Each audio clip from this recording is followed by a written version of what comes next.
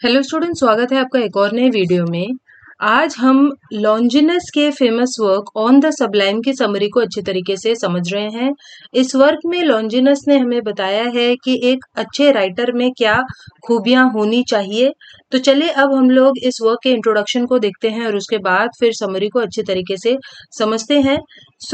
ये एक Roman era का ग्रीक वर्क है लिटरेरी क्रिटिसिज्म का, जिसे फर्स्ट सेंचुरी एडी में लिखा गया था।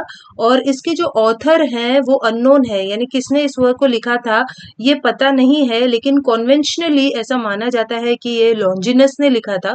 और ये एक क्लासिक वर्क है एस्थेटिक्स के ऊपर, यानी गुड राइटिंग के ऊपर, कि अच्छी तरीके से कैसे लिखा जाता है, एक अच्छा राइटर कैसे होता है और अच्छी राइटिंग का क्या इफेक्ट पड़ता है रीडर्स के ऊपर।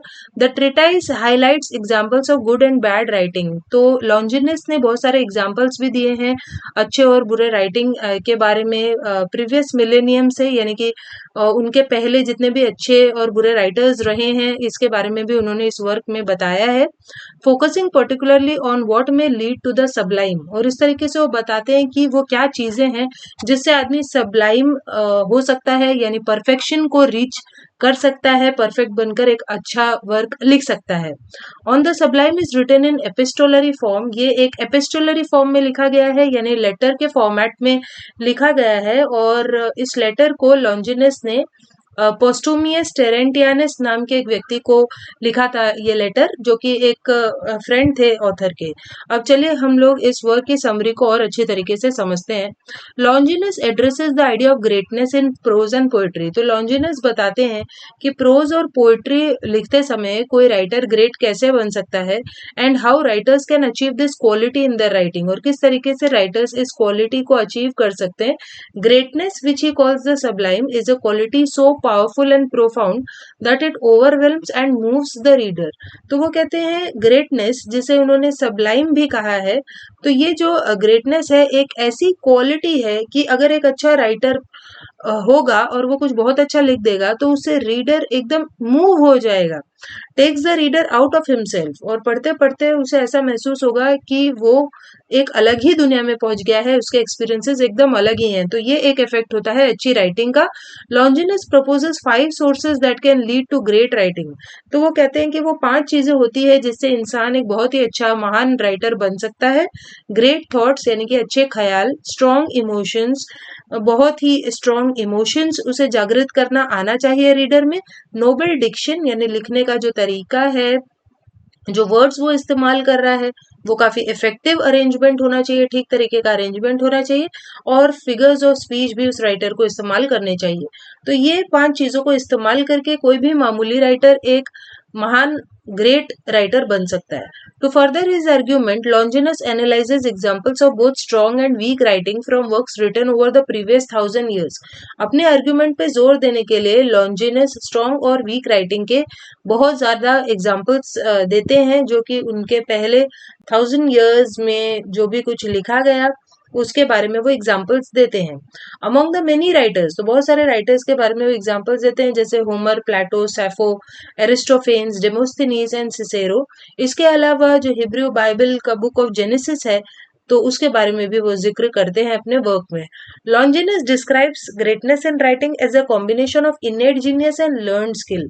तो वो कहते हैं कि ये जो ग्रेटनेस है वो किसी भी वर्क में तब आ सकती है जब एक इंसान के अंदर लर्न स्किल भी हो, यानी उसने चीजें सीखी भी हो, प्रैक्टिस भी की हो, और इसके अलावा इनेट जीनियस, यानी एक अंदरूनी उसके अंदर खूबी हो लिखने की। यानी कि कोई भी इंसान सिर्फ बॉर्न नहीं होता है, वो कहते हैं उन क्वालिटीज के साथ अंदरूनी एक क्षमता तो होनी ही चाहिए। इसके अलावा हमें राइटिंग प्रैक्टिस करके एज अ स्किल उसे सीखना भी है। A great writer must also possess and exhibit moral excellence. तो एक अच्छा राइटर जो होता है उसके अंदर मॉरल एक्सेलेंस भी होना चाहिए, मॉरल्स और वैल्यूज की उसे कदर होनी चाहिए। The most essential principle of great writing is that it takes the reader out of himself, impressing him with power and emotion. तो ग्रेट राइटिंग का ये असर होता है लोगों के ऊपर, रीडर के ऊपर, कि रीडर एक अलग ही अनुभव, एक अलग ही एक्सपीरियंस करने लग जाता है और उसके अंदर एक अलग ही इमोशन आ जाता है। They must express sincere passion and in doing so excite the same emotions in their others. तो जो राइटर है उसके अंदर एक पैशन होना चाहिए जब वो लिखता है, और वही सेम इमोशंस उसे अपने रीडर में जगाने भी आने चाहिए। Literary rules give both structure and aesthetic beauty to our writing. But although rules are important, a great genius can break the rules, achieve a higher purpose, or to express a particularly strong emotion.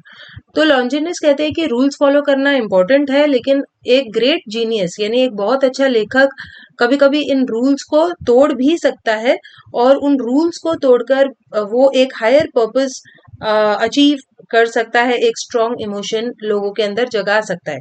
Imitating the great literary geniuses of the past such as Homer और Demosthenes is a valid way for the writer to achieve greatness. तो Longinus कहते हैं कि हम पहले के जो great writers हुए हैं जैसे होमर या डिमोस्थेनीज, उनको कॉपी करके या कह सकते हैं उनसे इंस्पायर होकर हम डेफिनेटली ग्रेटनेस अचीव कर सकते हैं as a writer. Above all the great writer must possess a moral high mindedness that will shine forth and influence readers to be morally good as well. तो एक जो great writer होता है, जैसे कि मैंने आपको बताया, वो मॉरली और स्पिरिचुअली भी वो एक सही इंसान होता है. हाई माइंडेडनेस उसके अंदर होती है, और वो अपने रीडर्स को भी एक अच्छा इंसान बनने के लिए प्रेरित करता है. तो ये क्वालिटी भी एक राइटर के अंदर होनी चाहिए. Great writing also depends on the social framework and individual lives in. तो ग्रेट राइटिंग इस पे भी डिपेंड करती है कि एक व्यक्ति किस किस तरह के समाज में रह रहा है. Freedom is necessary in a society to foster literary greatness, because without it we are slaves to our passions and lose all sense of value. इसके अलावा लॉन्जिनस ये भी कहते हैं कि जिस समाज में हम रह रहे हैं उसमें फ्रीडम यानी आज़ादी भी होनी चाहिए, तब ही हम एक लिटरेरी ग्रेटनेस अचीव कर पाएंगे.